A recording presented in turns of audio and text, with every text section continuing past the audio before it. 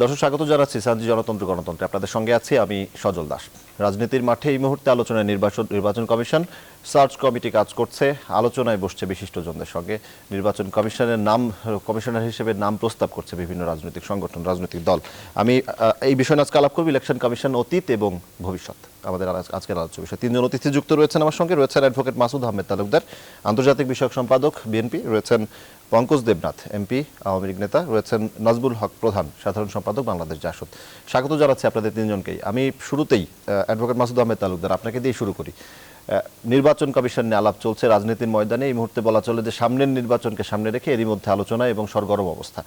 কি বলবেন, প্রত্যাশার জায়গাটা কি? বিশেষ করে বিএনপির পক্ষ থেকে তো নাম প্রস্তাব করা হবে না, কিংবা রাষ্ট্রপতির সংলাপেও যায়নি, তাহলে সেই আস্থার জায়গাটা তো থাকলো না। কি বলবেন? আপনাদের শুরুতে আপনার কাছে আসতে চাই। শুনতে পাচ্ছেন মাসুদ আহমেদ তালুকদার? শুনতে পাচ্ছেন আমাকে? অ্যাডভোকেট মাসুদ আহমেদ তালুকদার, সংযোগের সমস্যা হচ্ছে। আমি নাজবুল হক প্রধান, শুনতে পাচ্ছেন? জি, আপনার কাছে আসি। আমি আপনাকে দিয়ে শুরু করি। যেটি হচ্ছে যে ইলেকশন কমিশন অতীত এবং ভবিষ্যৎ, নির্বাচন কমিশন নিয়ে এই মুহূর্তে আলোচনা তুঙ্গে। কি বলবেন সামনের বর্তমান যে রাজনৈতিক প্রেক্ষাপট, তাতে সামনের যে নির্বাচন কমিশন কি প্রত্যাশা করছেন? হচ্ছে যে বহুদিন পর তো একটা, যেখানে সবাই বলছিল যে নির্বাচন কমিশনটা গঠন করার জন্য একটা আইন বা বিধি দরকার, তাই না? সে আইনটা হয়েছে। আইনে অনেক ত্রুটি বিচ্যুতি বা আইনে সবাইকে যারা পার্টি ছিল, তাই না, তাদেরকে এটাতে কমিউনিকেট বা সংযোগ বা তাদের মতামত নেওয়ার মতো সেরকম কোনো সুযোগ ছিল না, বা খুব দ্রুত আইনটা পাস করা হয়েছে এরকম কথা প্রচলিত আছে। পার্লামেন্টে আমরা দেখেছি। সরকারের পক্ষ থেকে প্রথম বলা হয়েছিল যে আসলে এই অল্প সময়ের মধ্যে আইন করা সম্ভব না, কিন্তু আমরা দেখলাম অল্প সময়ের মধ্যে আইনটা হয়েছে এবং পাস হয়ে গেছে। তাও ভালো যে বহুদিন করে এরকম একটা আইন হয়েছে। এই কি যেন বলে যে নির্বাচন কমিশন গঠন করার জন্য প্রধান নির্বাচন কমিশনার এবং এর সঙ্গে সদস্য সমূহ সহ। আমরা জানি 14 তারিখে এই নির্বাচন কমিশনের মেয়াদটা শেষ হয়ে যাচ্ছে। এই নির্বাচন কমিশনে এত কথা, এত অভিযোগ, এত কথা আছে যে এগুলি আলোচনা করতে চাই না। গণতন্ত্রের পথ যখন সংকুচিত হয় বা রুদ্ধ হয়, তাই না, তখন ষড়যন্ত্রের রাস্তাটা বিকশিত হয়। আমরা দেখেছি অতীতে নির্বাচিত সরকার বা গণতান্ত্রিক সরকার বা আন্দোলনের মধ্য দিয়ে সরকার ক্ষমতা আসার পরও, যখন দেশ স্বাধীনের পর থেকে 50 বছর আমরা দেখেছি, যখন গণতন্ত্রের পথ সংকুচিত হয়েছে তখন ষড়যন্ত্রের রাস্তাটা বিকশিত হয়েছে এবং ষড়যন্ত্রের পথেই ক্ষমতা পরিবর্তনটা হয়েছে। যদিও আমরা যারা গণতন্ত্রের পক্ষে কথা বলি, আমরা মাটির থেকে বলি যে স্লোগান দিতে আমরা রাজনৈতিক দল হিসেবে আত্মপ্রকাশ করেছি, যেমন সত্য, কিন্তু ষড়যন্ত্রের রাজনীতিগুলো এই আমাদের এই গণতন্ত্রকে সংক্ষিপ্ত করার জন্য বিকশিত হয়েছে বা ডেভেলপ করেছে, আমি যেটাই বললেন না। আজকের প্রেক্ষাপটে বাংলাদেশে 50 বছর পূর্তিপূর্ণ হলো, সেখানটা ন্যাচারালি এখনো লাস্ট দুটো নির্বাচন এবং এই নির্বাচন প্রক্রিয়া, এই সামগ্রিক বিষয়ে সমস্ত রাজনৈতিক মহলে আপনার কথা ছিল। এখানটায় আপনার সুশীল সমাজ বলুন, আপনি যারা দেশের এই এরকম ক্রান্তিকারী মতামত রাখেন, যারা বুদ্ধিজীবী বলুন, তাই না, বা জ্ঞানী বলুন, সবাই কথা রাখেন। আপনি আলোচনার কথা বলছিলেন নির্বাচন কমিশন গঠনের যে আইনের জায়গাটি। হ্যাঁ, এই যে এখন যে সামনে 14 তারিখে যে কথা হবে, সেখানটায় এই যে কথাটা যেহেতু আসলো যে বিএনপি তার তো নাম দিচ্ছে বা তারা সংলাপও যায়, আসলে বিষয়গুলি এত তড়িঘড়ি করে ঘটে গেছে, তাই না? না, আসলে কি তড়িঘড়ি করে হলো? আলোচনা তো এর আগেও ছিল, এটিকে তো দাবি করছে আওয়ামী লীগের পক্ষ থেকে, দাবি করা হচ্ছে আলোচনা হয়েছে এর আগে। সরকারই তো বলছে, তাই না, যে অল্প সময়ের মধ্যে আইনটা করা সম্ভব না, তারপরে করে ফেললো। তড়িঘড়ি না, এটা কি আর কোনো অন্য কোনো যুক্তি প্রয়োজন নেই। আচ্ছা আচ্ছা, আমি বলছি যে এই কথাটা বলছি সেটা হচ্ছে যে এই আইনটা তো হয়েছে, ভালো কথা। এখন নিয়োগের ক্ষেত্রে অনেকে দলগতভাবে বিএনপি দেয় নেই নাম, অসুবিধা নেই। অনেক দলগতভাবে দলের বাইরেও জনগণের কাছে নাম চেয়েছে, নামগুলি প্রকাশিত হয়েছে। খুব ভালো লক্ষণ এটা, যে এখন জনগণ জানতে পারবে যে কারা কারা হওয়ার মতো যোগ্যতা সম্পন্ন ব্যক্তি আছে। যদিও আজকে পত্রিকা নিউজ আছে যে অনেকে তদবির করছে এটা হওয়ার জন্য, বিভিন্ন গুরুত্বপূর্ণ ব্যক্তিরা পত্রিকা, বড় পত্রিকা নিউজ আছে বাংলাদেশের, ইত্তেফাক পত্রিকা যে এরকম তদবির হচ্ছে এটা নিয়ে হওয়ার জন্য। একটা ভালো কাজ করার জন্য এত লোকের তদবির তো প্রয়োজন নেই। ভালো কাজ যারা করবেন তাদেরকে বাছাই করবে সরকার। আমি মনে করবো সরকারের কাছে প্রত্যাশা যে যেহেতু একটা কমিটি হয়েছে প্রথমবারের মতো, তাহলে এই কমিটি যাদেরকে বাছাই করবে যেন জনগণের আকাঙ্ক্ষাটা প্রত্যাশাটা পূর্ণ করতে পারে। জি, আপনি BNP তদবিরের চাচ্ছিল কি- জি আমি আসবো BNP নাজমুল হক প্রধান চাচ্ছিল- পঙ্কজ দেবনাথ আমাদের সঙ্গে রয়েছেন, তার কাছে একটু যেতে চাই। আপনি যে পয়েন্টে কথা বলছেন এখানেও আসবো আমি একটু, যেহেতু আপনি বললেন যে তদবিরের জায়গাটি এর সাথে নির্বাচন কমিশন আইনের আলোচনা কিংবা তড়িঘড়ি করার যে ব্যাপারটি, এটি নিয়ে পঙ্কজ দেবনাথ কি বলতে চাইছেন একটু শুনে নি তার কাছ থেকে। পঙ্কজ দেবনাথ, আপনার কাছে একটু জানতে চাই এই বিষয়ে, শুনতে পাচ্ছেন নিশ্চয়ই? হ্যাঁ, ধন্যবাদ সজল আপনাকে আমাকে এই নিউজ 24 এ সংযুক্ত করার জন্য। আমাদের নেতা প্রধান ভাই প্রান্তে আছেন, 90 ছাত্র আন্দোলনের সাহসী পুরুষ সাবেক সংসদ সদস্য, ওদিকে মাসুদ আহমেদ তালুকদার সাহেব বিএনপি নেতা প্রখ্যাত আইনজীবী, তিনিও আছেন। যদি এই সময় সবচেয়ে আলোচিত বিষয় নির্বাচন কমিশন বা বাছাই কমিটি বা সার্চ কমিটি, আমি এর আগে একদিন একটা টক শোতে কোন একটা চ্যানেলে বলছিলাম যে আসলে সার্চ কমিটির কনসেপ্টে এসছে আমাদের 2011-12 পর থেকে সার্চ কমিটি শব্দটা আলোচিত হচ্ছে। স্বাধীনতার পর থেকে কেউ কিন্তু সার্চ কমিটি নিয়ে কোনো আলোচনা ছিল না। রাষ্ট্রপতি, মহামান্য রাষ্ট্রপতি তার পছন্দ অনুযায়ী বা তার মতামত নিয়ে তিনি কমিটি করতেন। বিচারপতি সাহেবগণ সাধারণত কমিশনার থাকতেন।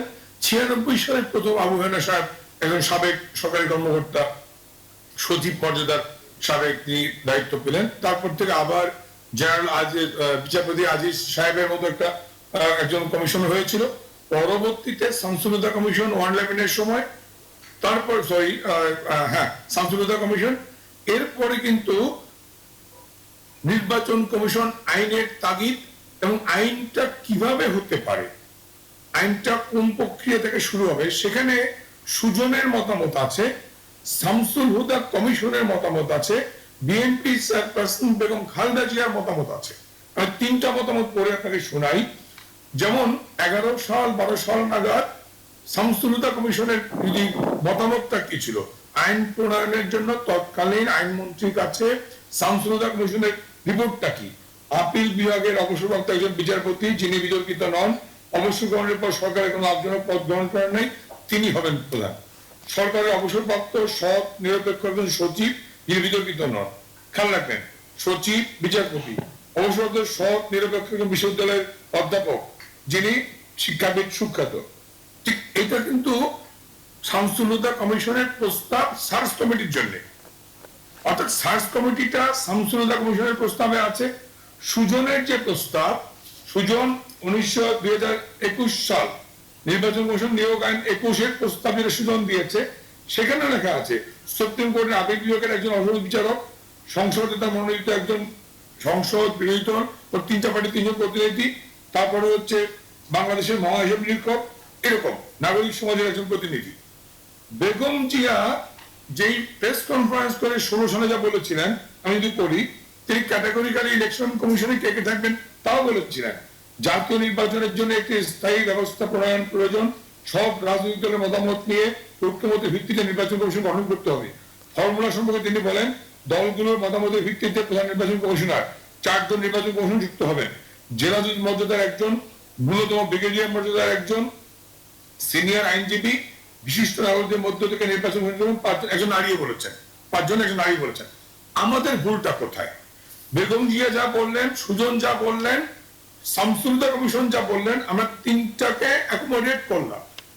সেখানে বলা আছে অ্যাপিলেট ডিভিশনের একজন বিচারপতি। জি, ভুলটা কোথায় এই জায়গাটি নিয়েই তো প্রশ্ন উঠছে। আমি জি একটু সংক্ষেপে। জি, অ্যাপিলেট ডিভিশনের একজন বিচারপতি, হাইকোর্ট বিভাগের একজন বিচারপতি, অডিটর জেনারেল তো বলাই আছে তাদের প্রস্তাবে, এবং পিএসসি তাদের প্রস্তাবে বলা আছে চেয়ারম্যান পিএসসি সাংবিধানিক পোস্ট, অডিটর জেনারেল সাংবিধানিক পোস্ট, 2 জন বিচারপতি সাংবিধানিক পোস্ট, এরপরে একজন নারী এবং পুরুষ মিলে বিশিষ্ট নাগরিক যেটা মহামান্য রাষ্ট্রপতি বাছাই করবেন। এই 3 জনকে অ্যাকোমোডেট করতে গেলে এর চেয়ে ভালো ফর্মুলা কি থাকতে পারে? জি, আমি এই বিষয়টা নিয়ে আমি আসবো আপনার কাছে। জি, পঙ্কজ দেবনাথ, আসবো আপনার কাছে। সুজন, শামসুল হুদা কমিশন এবং বিএনপি চেয়ারপারসন বেগম জিয়াকে দেওয়া প্রদত্ত মতামতকে অ্যাকোমোডেট জি জি সেই প্রদত্ত মতামতগুলো রয়েছে। অ্যাডভোকেট মাসুদ আহমেদ তালুকদার নিশ্চয়ই যুক্ত হয়েছেন আমাদের সঙ্গে, তার কাছে একটু জানতে চাই আসলে সমস্যাটি কোথায় তৈরি হয়েছে। জি, নিশ্চয়ই শুনতে পাচ্ছেন, বলবেন সমস্যার জায়গাটি কোথায়, আসলে ভুলটা কোথায়? পঙ্কজ দেবনাথ যেটি বলছিলেন সেই কথা প্রেক্ষিতে। জি জি, আপনাকে ধন্যবাদ পঙ্কজ দেবনাথকে এবং জনাব প্রধানকে এবং আমাদের বক্তব্য যারা শুনছেন, দেখুন ওই সমস্যাটা ওইখানেই, ওনার কথা থেকেই সমস্যাটা বেরিয়ে আসছে।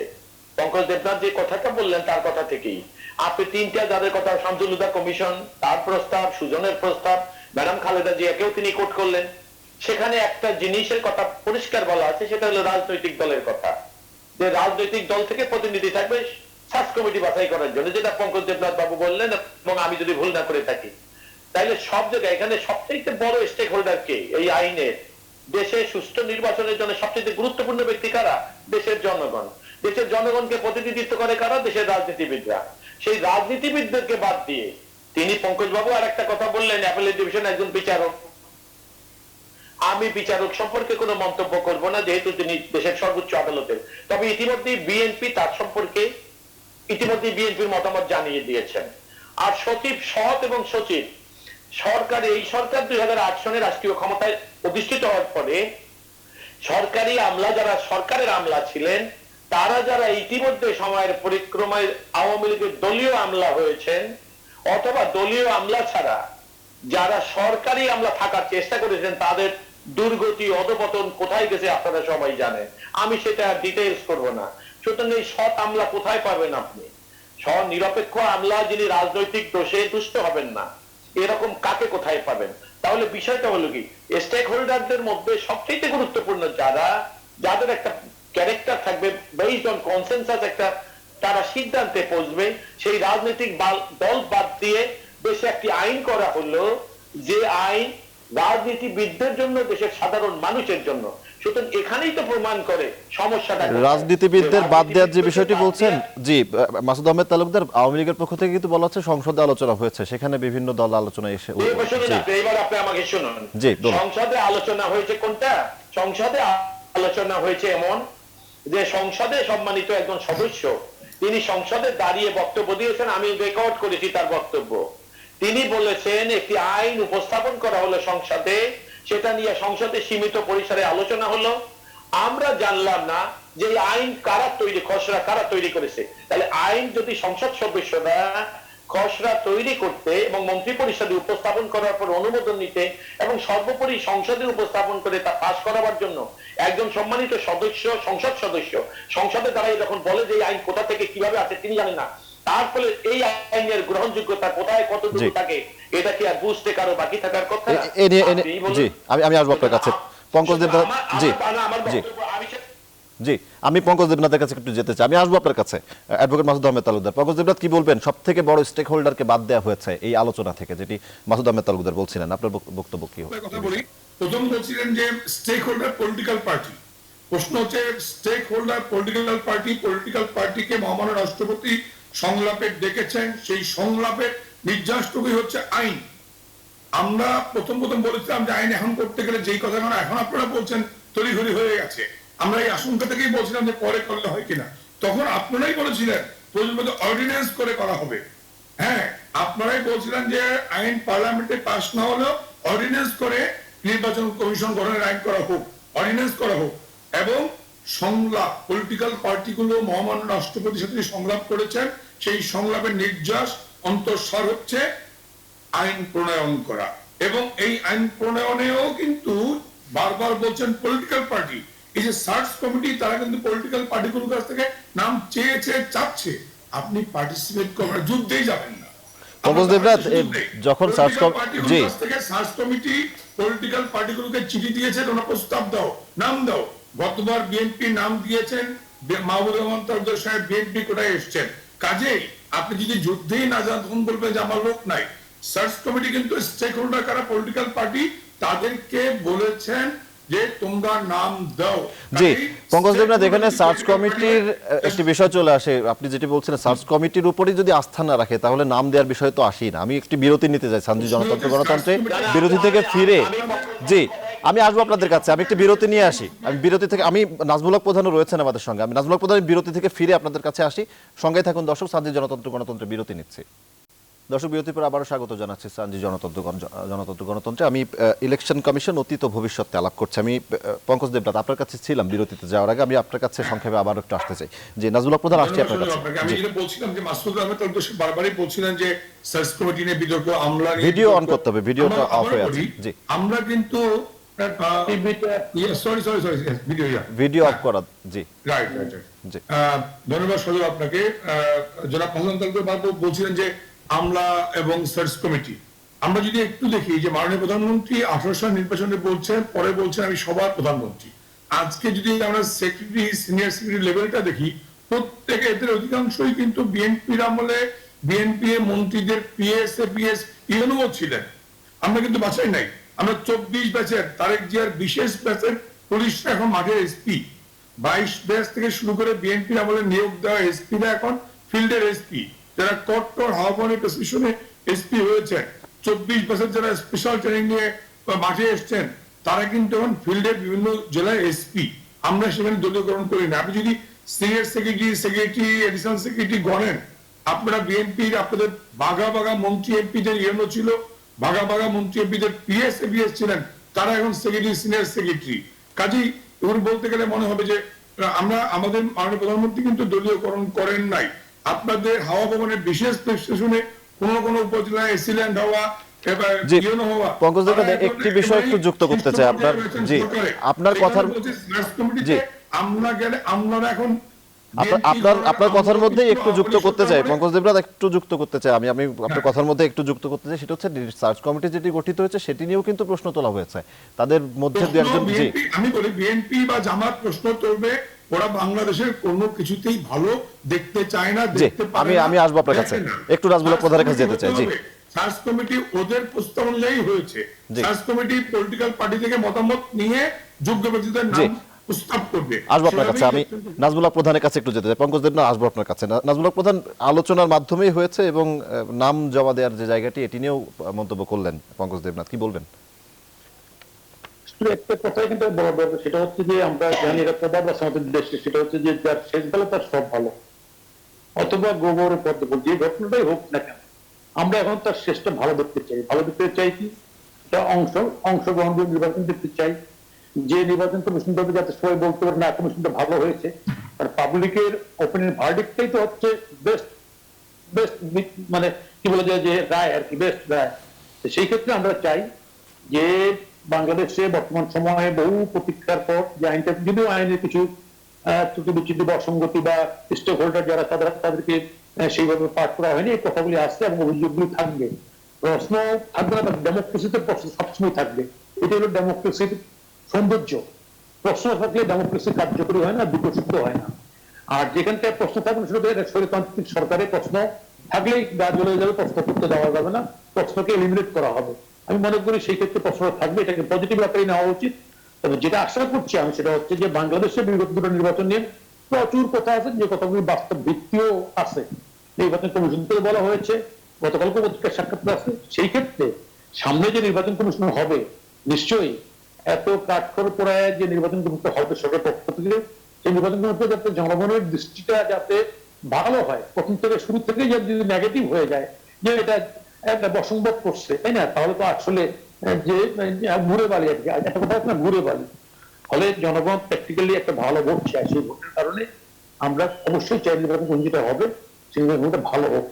একটা ধারণা বদ্ধমূল হচ্ছে কিনা নাজমুল হক প্রধান, যেটি হচ্ছে এই ধরনের আলোচনা যখন চলে, অভিযোগ করা হচ্ছে সার্চ কমিটির নিয়ে, আবার নাম জমা না দেয়া, কিংবা আওয়ামী লীগের পক্ষ থেকে বলা হচ্ছে আলোচনা কিংবা সবকিছু মেনেই তারপর আইন করা হয়েছে সংবিধান অনুযায়ী। জনগণের কথা যখন বলছেন তখন একটা পারসেপশন, অর্থাৎ একটা ভুল ধারণা কিংবা একটা মিশ্র ধারণা তৈরি হচ্ছে তাদের মধ্যে।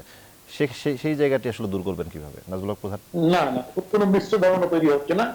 জনগণ হচ্ছে বিবেচক, হচ্ছে প্রধান বিবেচক জনগণ, ভোট দেবে জনগণ। স্টেক হোল্ডার পলিটিক্যাল পার্টিগুলি ডেফিনেটলি পলিটিক্যাল পার্টিগুলির থেকে আরো সুন্দর হওয়ার জন্য এই আকাঙ্ক্ষা, এই প্রত্যয় ব্যক্ত করতে থাকবে। এবং এই প্রশ্ন ওঠে অস্বাধীন ডেমোক্রেসিতে, হোল ওয়ার্ল্ড এটা উঠে, যেখানটা প্রশ্ন ওঠে না সেখানটা বলতে হবে সমাজটা ব্যন্ত, সমাজটা স্থির হয়ে গেছে, সমাজের বিক্রয় এখন কোনো ধারা নেই, কোনো জনগণ নেই আজকে। সেই কারণে আমি প্রথমেই বলেছি যে গণতন্ত্র যদি পথ রুদ্ধ হয় তাহলে ষড়যন্ত্র বানাবা দেয়। আর জি। গণতন্ত্র প্রশস্ত হয়, ষড়যন্ত্র উড়ে যায়, শেষ হয়ে যায় ষড়যন্ত্র। জি, অ্যাডভোকেট আজকে মাসুদ, আমাদের খেয়াল রাখতে জি, হবে। অ্যাডভোকেট মাসুদ আহমেদ তালুকদার সংযুক্ত নেই এই মুহূর্তে, উনি আসলে যাবো ওনার কাছে। পঙ্কজ দেবনাথ, আপনার কাছে একটু আসি। এই যে যে পরিস্থিতি এখন, সংবিধান অনুযায়ী তো সবকিছু এগোবে, একদিকে বিএনপি পক্ষ থেকে অনেক সময় অভিযোগ করা, বিএনপি কিন্তু আমরা যদি স্বাভাবিকভাবে অনেক অনেক পক্ষ থেকে অভিযোগ করা হয় যে অনড় অবস্থানে থাকা, অনেক বিশেষজ্ঞ মহল থেকেও বলা হয় যে অনড় অবস্থানে থাকা কিংবা সেই পরিস্থিতিটা আস্তে আমি আস্তে। শুধু বলি যে অনড় অবস্থান বলতে যা বলতে চাচ্ছেন, আমরা কিন্তু গণতন্ত্র বিকাশের ধারাটা অব্যাহত রাখতে চাই। আমরা যদি প্রতিবেশী দেশ ভারতকে দেখি, ভারত কিন্তু সিন্স 47 কোন সামরিক তন্ত্র, সামরিক শাসক ক্ষমতা দখল করেনি, একের পরে গণতন্ত্র বিকশিত হয়েছে। এখন নির্বাচন কমিশন শক্তিশালী। বাংলাদেশ জন্মের পর থেকেই হাঁটু মুখ থুবড়ে পড়েছে। বঙ্গবন্ধু হত্যা, জিয়া, এরশাদ, খালেদা জিয়া, জামাত, বিএনপি, অগণতান্ত্রিক চর্চা, স্বৈরাচার, স্বৈরতন্ত্র, আমাদের গণতন্ত্রকে বিকশিত করার ক্ষেত্রে এই বাধাগুলো দূর করেছি। প্রধান ভাইরা ছাত্র নেতা ছিলেন, আমাদের নেতা ছিলেন, আমরা যুদ্ধ করে, লড়াই করে গণতন্ত্র পুনরুদ্ধার করেছি। গণতন্ত্র বিকাশের ধারায় আমি মাননীয় প্রধানমন্ত্রীকে ধন্যবাদ জানাই। তিনি নানা সীমাবদ্ধতার মধ্যে 50 বছরে প্রথম একটি আইন প্রণয়ন করেছেন। হতে পারে তড়িঘড়ি, কিন্তু এটি ছিল জনগণের দাবি, সকল রাজনৈতিক দলের দাবি, মহামান্য রাষ্ট্রপতির কাছে সংলাপের নির্যাস। কাজে আমরা আইন করেছি। সেখানে মাসুদ সাহেব বারবার বলেছেন সংসদের আইন খসড়া তো আর এমপিরা করে না, খসড়া গ্রুপক্ষেত্রা করে, সেখান থেকে ড্রাফটিং সেল থেকে ক্যাবিনেট যায়, ক্যাবিনেট থেকে ড্রাফটিং সেলে যায়, সেখান থেকে পার্লামেন্টে আসে, পার্লামেন্টে যাওয়ার পরে স্ট্যান্ডিং কমিটি স্ক্যানিং করে, যাচাই বাছাই করে, দেন আবার পার্লামেন্টে যায়, সেখান থেকে আবার যদি প্রয়োজন হয়, এভাবেই কিন্তু একটা প্রক্রিয়ার মধ্য দিয়ে আইনটা পাস হয়। সেক্ষেত্রে 15 দিন সময় লাগতে পারে, 7 দিন সময় লাগতে পারে। এই যারা আজকে বলছেন অনড় অবস্থান, তারাই কিন্তু বলছেন যে প্রয়োজন মধ্যে অর্ডিন্যান্স করে আপনি এই নির্বাচন কমিশনের আইন প্রণয়ন করেন। কাজেই বলছি যে আমরা ভালো করতে চাই, গণতন্ত্র বিকাশের ধারা অব্যাহত রাখতে। আমরা চাই সাংবিধানিক ধারায় ক্ষমতার পরিবর্তনের পথকে অব্যাহত রাখতে, কারণ উন্নয়ন হচ্ছে জনগণের কাঙ্ক্ষিত লক্ষ্য। উন্নয়নের জন্য শান্তি প্রয়োজন, শান্তির জন্য গণতন্ত্র অপরিহার্য। জি, এই জন্য জি, আমি অ্যাডভোকেট মাসুদ আহমেদ তালুকদার যুক্ত হয়েছেন। পঙ্কজ দেবনাথ, আসবো আপনার কাছে। অ্যাডভোকেট মাসুদ আহমেদ তালুকদার যুক্ত হয়েছেন। মাসুদ আহমেদ তালুকদার, পাচ্ছিলাম না আপনাকে। আমি যেটি বলা হচ্ছে যে আলোচনা কিংবা, জি শুনতে পাচ্ছেন? হ্যালো, জি, মাসুদ আহমেদ তালুকদার শুনতে পাচ্ছেন আমাকে? শোনা যাচ্ছে? আমি শুনতে পাচ্ছি আপনাকে, আপনি আমাকে শুনতে পাচ্ছেন? হ্যালো, মাসুদ আহমেদ তালুকদার শুনতে পাচ্ছি আপনাকে। জি, আপনি পঙ্কজ, জি জি জি, আপনার কাছেই এসছে। যেটি হচ্ছে যে পঙ্কজ দেবনাথ যেটি বলছেন যে আলোচনা কিংবা সব ধরনের বিষয় হয়েছে, মাঠ প্রশাসনের যে জায়গাটি নিয়ে প্রশ্ন রয়েছে সেখানেও অনেক ধরনের সমাধান কিংবা অনেক ধরনের দলীয়করণের যে জায়গাটি তিনি অস্বীকার করছেন, দলীয়করণের জায়গাটি। জি, আপনাকে ধন্যবাদ। কোন মন্ত্রীর পিএ যখন কেউ হয় তখন তিনি ব্যুরোক্রেসি থেকে আসে, আর এপিএস একটা থাকে, ওটা পলিটিক্যাল এলিমেন্টদেরকে দিয়ে এপিএস করানো হয়। পঙ্কজ বাবু এটা জানেন, ভেরি ফিউ, আমি জানি। আপনি আমার কথা শুনে নেন, পরে উত্তর দেন। এখন বিষয়টা হলো, এখানে ওইটাই প্রমাণ হলো যে বিএনপির আমলে যারা পিএ ছিলেন তাদেরকে বিএনপি দলীয়করণ করে নেই, একটা নিরপেক্ষ চরিত্র। কিন্তু এই সরকার ক্ষমতায় আসার পর যারা এখন সমাজ পরিক্রমায় প্রমোশন পেয়ে গেছে, সরকারের আস্থাভাজন দলীয় বিশ্বস্ততা লেভেল গায়ে লাগানো ছাড়া সচিব, সিনিয়র সচিব, এই সরকারের সময় আছে কিনা কেউ একথা বিশ্বাস করে এদেশের মানুষের জন্য খুব কষ্টকর। আমি এর বেশি কিছু বলবো না। আমি অন্য কথায় ফেরত যাচ্ছি। আপনি জানেন মহামান্য রাষ্ট্রপতি যখন ডাকছিলেন, তিনি কি কারণে ডাকছেন? সার্চ কমিটি করার জন্য। যারা দুই একটা পার্টি গিয়েছিলেন তারা গিয়ে আইনের কথা বলেছেন। এই পঙ্কজ দেবনাথ বাবুর দল বলেছে আনুষ্ঠানিকভাবে বক্তব্য দিয়ে যে রাষ্ট্রপতির আইনের বিষয়ে কোনো আলোচনার ক্ষমতা নেই। তাহলে বিষয়টা কি হলো? আইন হয়ে গেল। কিভাবে আইন হয়েছে আমি একটু আগে বলেছি। যে আইন হলো, সেই আইন সম্পর্কে বলা হলো দুইটা সার্চ কমিটি ইতিমধ্যে যে করা হয়েছে, এবারের করা আইনে তাদেরকে বৈধতা দেওয়া হলো। তার মানে ওই দুইটা সার্চ কমিটি অবৈধ ছিল। ওই অবৈধ সার্চ কমিটি যেটা রাষ্ট্রপতি করেছিলেন, তাদের দেওয়া নিয়োগপ্রাপ্ত নির্বাচন কমিশনও অবৈধ। আর না হলে 2014 এবং 2018 ওই নির্বাচন আমাদের দেখতে হতো না। সুতরাং আমার বক্তব্য হলো, এবারের আইন করে যখন অতীতের দুই সার্চ কমিটিকে বৈধতা দেওয়া হলো, তাহলে আপনি বুঝতে পারছেন যে ওই কার্যক্রমগুলো টোটালটাই অবৈধ ছিল। এখন আমাদের প্রশ্নটা কোনখানে? আমরা আইন চাই তো, কিন্তু আমরা যেটা আইন চাই সেটার মূল মাথা হলো এই যে একটা দেশের জনগণের প্রতিনিধি, রাজনৈতিক দল, নতুন সৃষ্ট আইনে কোনো অংশগ্রহণ নাই। সেই আইন অতীতের প্রহসন নেয়, এবারে নতুন করে আর কিছু হওয়ার তো আর কিছু রাখে না। জি। আমাদের বক্তব্যটা কোনখানে দেখ, আমি যে কথা বলছি, মহামান্য রাষ্ট্রপতি আইন করার কোনো ক্ষমতা রাখেন না। ওনাকে এবারই এই সার্চ কমিটি করার জন্য আইন করা হলো এবং এখানে তাকে সুযোগ দেওয়া হলো। তো মহামান্য রাষ্ট্রপতি উনি আইন করার জন্য ডেকেছিলেন আমাদেরকে বা রাজনৈতিক দলকে, এই কথাটা ঠিক না। ওনার কথায় নির্যাস দিয়ে আইন করেছে, এটাও হাস্যকর। আমি জানি পঙ্কজ দেবনাথ বাবুর মতো এত গুরুত্বপূর্ণ ব্যক্তি এরকম কথা বললে ওনার পার্লামেন্টারিয়ান যারা আছেন তারা হয়তো ওনাকে নানা রকম প্রশ্ন করতে পারেন, ওনার জন্য সেটা বিব্রত করে। আপনি ভুল বলছেন, আপনি ভুল বলছেন।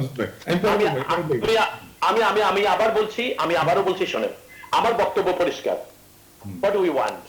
We want a independent search committee, এবং যে লটা চেয়েছিলাম যে জনগণের অংশগ্রহণের আইন হবে এবং পাবলিক ইম্পর্টেন্ট যে ল, জনগুরুত্বপূর্ণ আইনে জনগণের অংশগ্রহণের মতামতের ভিত্তিতে হয়। যদিও এই আইনটাকে এই সরকার জনগণের মতামতকে প্রাধান্য দেওয়া হয়নি। সুতরাং আমরা চাই হোয়াট উই ওয়ান্ট। এখানে নির্বাচন সার্চ কমিটি বলেন আর নির্বাচন কমিশন বলেন, এখানে সবচেয়ে বড় অন্তরায় হলো ধরে নিলাম একটা সার্চ কমিটি নিরপেক্ষ হয়েছে, ধরে নিলাম সার্চ কমিটি নিরপেক্ষ ব্যক্তিদেরকে দিয়েই নির্বাচন কমিশন করলেন, কিন্তু রাজনৈতিক দল দীর্ঘ পরিক্রমায় এটা প্রমাণ করতেছেন রাষ্ট্রীয় ক্ষমতায় থাকলে তাদের অধীনে সুষ্ঠু নির্বাচন হওয়া সম্ভব নয়। জি, এই বিষয়ে আলাপ করব। আমি একটু বিরতি নিতে চাই। জি, সংক্ষেপে আমি বিরতি নিতে চাই একটু। বিরতি থেকে ফিরে আমি আবার আপনার কাছে আসছি। অ্যাডভোকেট মাসুদ আহমেদ তালুকদার, বিরতি থেকে ফিরে আপনার কাছে আসছি। আমি বিরতি নিচ্ছি। দর্শক, সানজি জনতন্ত্র গণতন্ত্রের সঙ্গেই থাকুন। দর্শক, আবারও স্বাগত সানজি জনতন্ত্র গণতন্ত্রে। আলোচনা করছি ইলেকশন কমিশন অতীত ভবিষ্যৎ। আমি অ্যাডভোকেট মাসুদ আহমেদ তালুকদার বিরতির আগে আপনার কাছে ছিলাম। এই আইনে জনগণের মতামতের প্রাধান্য দেওয়া হয়নি, এই বিষয়ে বলছিলেন আপনি।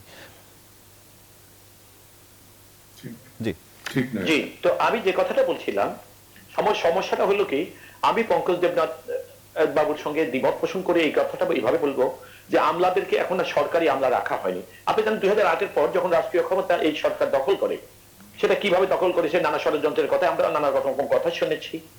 কিন্তু 2008-এর পর যারা আমলাদের মধ্যে যারা সরকারি আমলা থাকার চেষ্টা করতেছে তাদেরকে আমরা লক্ষ্য করেছি, এবং নিরপেক্ষ সৎভাবে যারা এদেশের ব্যুরোক্রেট হিসাবে কাজ করতে চেয়েছিলেন দেশের জন্য, তাদেরকে গালমন্দ শুনতে হয়েছে বিএনপি জামাতের প্রেতাত্মা বলে, নানা রকম কথা বলে। তারপর 2014 নির্বাচন জানেন, 18 এবং একটা সময়ের পরিক্রমা। এখন তারা কি হয়েছে, মোটামুটি সাইজে, অর্থাৎ তখন তারা জামাত বিএনপি পন্থী ছিল, আর এখন তাদেরকে মনে করে এরা পঙ্কজ বাবুরা চেষ্টা করে তাদেরকে স্বাধীনতার সপক্ষ শক্তি বানাতে পেরেছে। এই যে বিষয়টা, আমার বক্তব্য হলো আমলা এখন দলীয় আমলা, আমলাটা এখন আর সরকারের আমলা নেই, যে কারণে এখানে নিরপেক্ষ আমলা খুঁজে পাওয়া খুবই দুরূহ। আসবো আপনার কাছে একটু। আমার বক্তব্য এক লাইনে শেষ করছি। আমার বক্তব্য হলো এই আইনে যেমন জনগণের মতামতের প্রাধান্য নেওয়া হয় নাই, আইন যেমন একদম দুর্বল একটি আইন করা হয়েছে, এটাকে আরো সমৃদ্ধ করা যেতে পারতো যদি জনগণের মতামত নেওয়া হতো। সুতরাং এই আইনে ওই দুর্বল সার্চ কমিটি, দুর্বল ইলেকশন কমিশন, 2014-18-র মতো প্রহসনের নির্বাচন ছাড়া দেওয়ার কোন যোগ্যতা সম্পন্ন লোক। জি, অ্যাডভোকেট মাসুদ আহমেদ তালুকদার, আমি ঘুরে আবারও একটু আপনার কাছে আসবো। জি, তাদের গ্রহণযোগ্য নির্বাচন দিতে পারবেন না। জি, আবারও ঘুরে একটু আপনার কাছে আসা, সেই সময়টা আমি রাখতে যাচ্ছি। আমি পঙ্কজ দেবনাথ আপনার কাছে আসি। আমি আপনার কাছে একটু নাজমুল হক প্রধানের কাছেও ঘুরে আসি, তার মতামতটা একটু শুনে একবার আপনার কাছে আসি। এই আইনে জনগণের মতামতের কোনো প্রাধান্য দেওয়া হয়নি, এই বিষয়টির সাথে আপনি একমত কিনা নাজমুল হক প্রধান?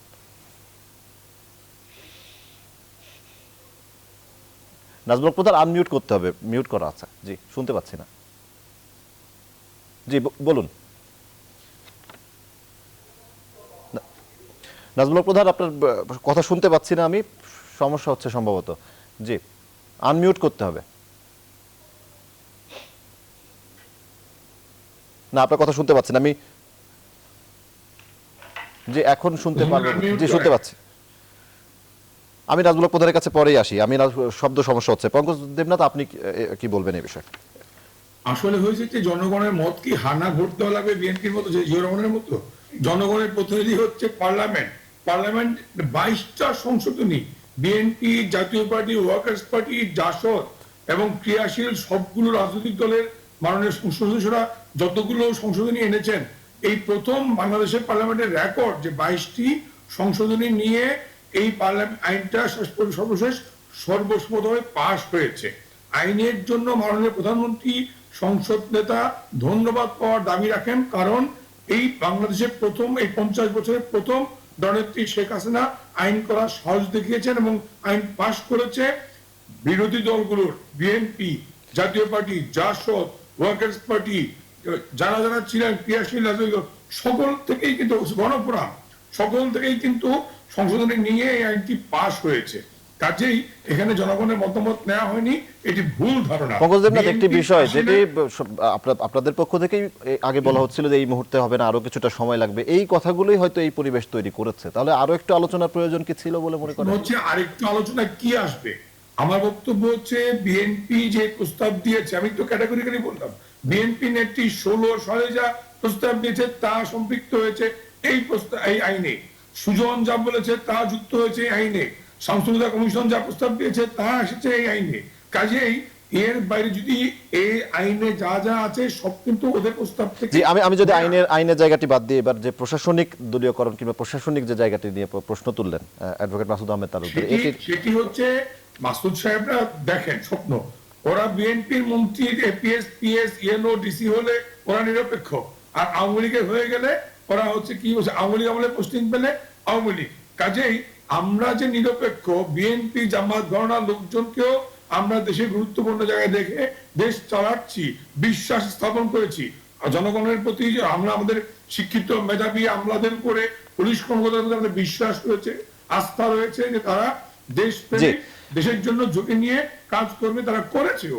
এই সংকটে আমাদের রাজনৈতিক দল, এমপি, মন্ত্রী, চেয়ারম্যান, চৌকিদার, পুলিশ, আনসার, আমলা, সবাই আস্থার জায়গা রাখছে, এই বিষয়টি বলছেন আপনি।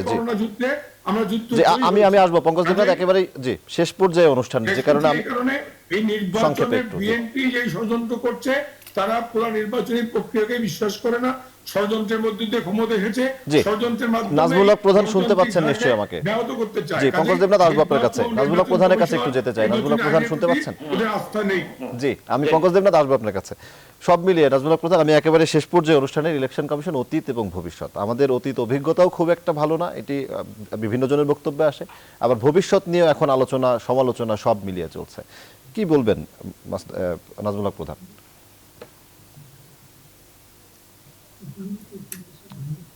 আপনার কথা শুনতে পাচ্ছি না আমি, নাজমুল হক প্রধান শুনতে পাচ্ছি না। জি, আপনি আনমিউট করেন। জি, সমস্যা হচ্ছে আনমিউট করা আছে, তারপরে কোনো সমস্যা আছে। আমি পঙ্কজ দেবনাথ আপনার কাছে আসবো। মাসুদ আহমেদ তালুকদার সংক্ষেপে এক কথা যদি কিছু বলতে চান, একেবারে শেষ পর্যায়ে। আমি জি, এক কথায় তো আর বলা যায় না, দুই চার কথা বলতে হবে। শুনেন, বলেন, 30 সেকেন্ড। এই আইনটি করা ছিল একটি দেখুন, এই আইনটি একটি রাজনৈতিক দাবি ছিল। এই রাজনৈতিক দাবিকে অর্থনৈতিক মহামান্য রাষ্ট্রপতিকে সংলাপ করে সেই আইনের গ্রহণযোগ্যতা কতটুকু আপনি বুঝতে পারেন। ওনাকেও মহামান্য রাষ্ট্রপতিকে ওনারা রাজনৈতিক কালার দিতে চাচ্ছেন, যেটা দেওয়া উচিত হবে না। আমাদের বক্তব্য পরিষ্কার যে রাজনৈতিক দলের অংশগ্রহণ ছাড়া রাজনীতি এই আইন করেছে, এই আইন সেই কারণে গ্রহণযোগ্য হয় নাই। গত দুইটা নির্বাচনে যা হয়েছে, তৃতীয় নির্বাচনে 2023 সালে তাই হবে। যদি আর সবচেয়ে বড় কথা হলো, গ্রহণযোগ্য নির্বাচনে সবচেয়ে বড় অন্তরায় একটি রাজনৈতিক সরকার। এই সরকার জনগণের প্রতিনিধিত্ব করছেন, এটা তো বহুভাবে জানছেন, আপনারা দেখেছেন। সুতরাং সরকারকে যেটা করতে হবে, নির্বাচনকালীন সময়ের জন্য একটি নিরপেক্ষ সরকার, তখনই কেবলমাত্র সম্ভব হবে নির্বাচন কমিশন একেবারে সংক্ষেপে কাজ করে। অসংখ্য ধন্যবাদ মাসুদ আহমেদ তালুকদার, অসংখ্য ধন্যবাদ। পঙ্কজ দেবনাথ সংক্ষেপে একেবারে। Masud Ahmed Talukdar senior practising lawyer, উনি ভুলে গেছেন যে সংবিধানই হচ্ছে দেশের সর্বোচ্চ আইন। কাজে সংবিধান ক্যাটাগরিক্যালি বলে দিয়েছে মহামান্য রাষ্ট্রপতি এই ইলেকশন কমিশনার এবং সিএসি নিয়োগ দেবেন। ভাই, উনি অরাজনৈতিক, উনি অরাজনৈতিক, মহামান্য রাষ্ট্রপতি অরাজনৈতিক। না, সংবিধান হচ্ছে দেশের সর্বোচ্চ আইন। হ্যাঁ, আমরা জানি, কিন্তু আমি বলছি তা না। আমি বলছি মহামান্য রাষ্ট্রপতি নিরপেক্ষ ব্যক্তি, রাজনৈতিক ব্যক্তি না। মহামান্য রাষ্ট্রপতি নিরপেক্ষ ব্যক্তি, এটা বলেছি। রাজনৈতিক দলের এমপিদের ভোটে নির্বাচিত হন, তাতে কি হলো? নির্বাচিত হওয়ার পর তিনি নিরপেক্ষ। কাজেই তিনি সংবিধান নির্দেশিত পথেই। আপনি বলতে চান যে উনি আওয়ামী লীগের রাষ্ট্রপতি, এবং আপনার কথা শুনে তোমার মাসুদ ভাই, আমি ইন্টারভিউ করি নাই, আপনি যে আমি শেষ করতে হচ্ছে, সংবিধানের নির্দেশনা মতেই আইন হবে। আমার হাতে একেবারে সময় নেই। জি, রাষ্ট্রপতি পঙ্কজ দেবনাথ অসংখ্য ধন্যবাদ আপনাকে, নাজমুল হক প্রধান অসংখ্য ধন্যবাদ, অ্যাডভোকেট মাসুদ আহমেদ তালুকদার, আপনাদের তিনজনকেই অসংখ্য ধন্যবাদ জানাচ্ছি। শেষ করছি দর্শক, সানজি জনতন্ত্র গণতন্ত্র সঙ্গে থাকায় ধন্যবাদ সবাইকে।